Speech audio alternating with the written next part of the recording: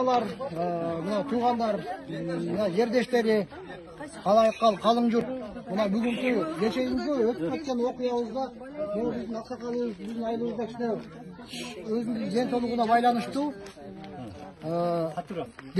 байланыштуу, эмеси бар экен, оорусу бар экен. Ошого байланыштуу бияктан келип бир кошунабыздын кирип, жана бут кийим телефондорун алып кеткенин далилдеп, биякта айыл дагы.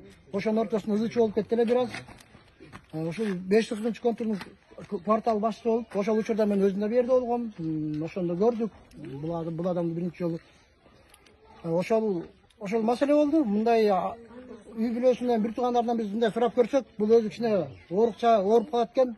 Эми баштан оорушам деп койбош керек экен. Эми ушундай бир убакта өзүнүн эстигин жоготуп жүргөн учурлар болуп калат экен да. Анан ошол азыр мынтип тууган уруктарды айтып атышат, эми өзүбүздүн көзөмөлүбүздө болот, карап турабыз деп. Шу буну аксакалды кечирели. Бизден кетсе сиз кечириңиз. Могу жанагы кечеги кичине тентек кылып коюпсуз. Шу жакшылык болсун сизге, ден соолугуңуз чың болсун. Силерге да рахмат.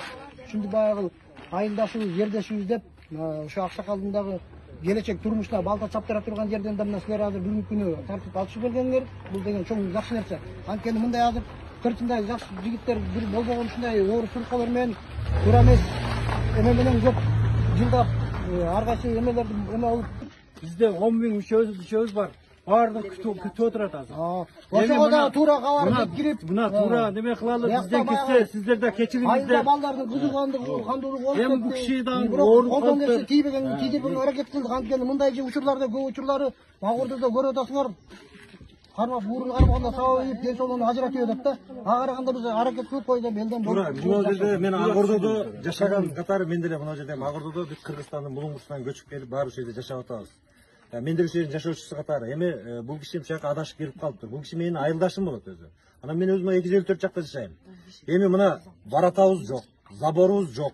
Кээ бирлердин эшиги жабылбайт. Анан эми бул киши ооруксан эми ушундай болуп жүрүп, анан ушундай кече болуптур. Мына интернеттен азыр көрүп атасыздар, кандай бир укмуштуу нерселердин баары жазылып атат.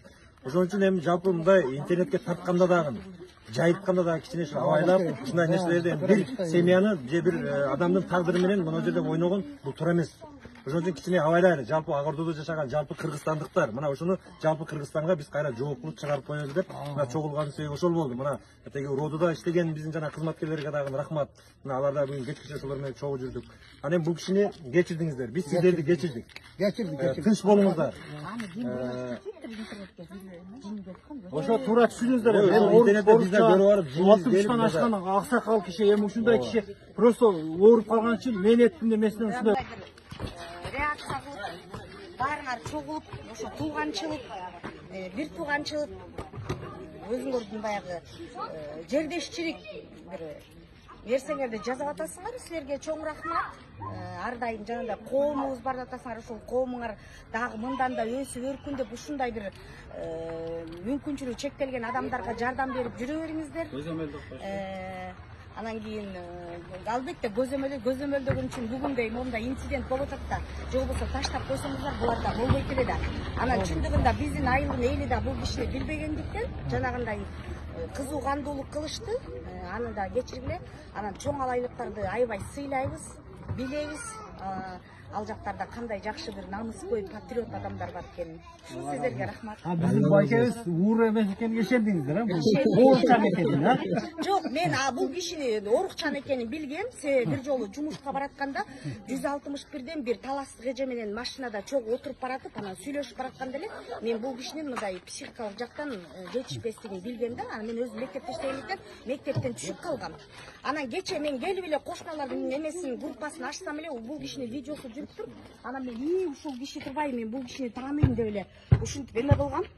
Анан азыр группада чыга калгыла деп тур. Мен кеч окуп калып анан келип калдым да. Алла разы болсун. Чоң айлыкта уур эмес, Уур эмес. Жок.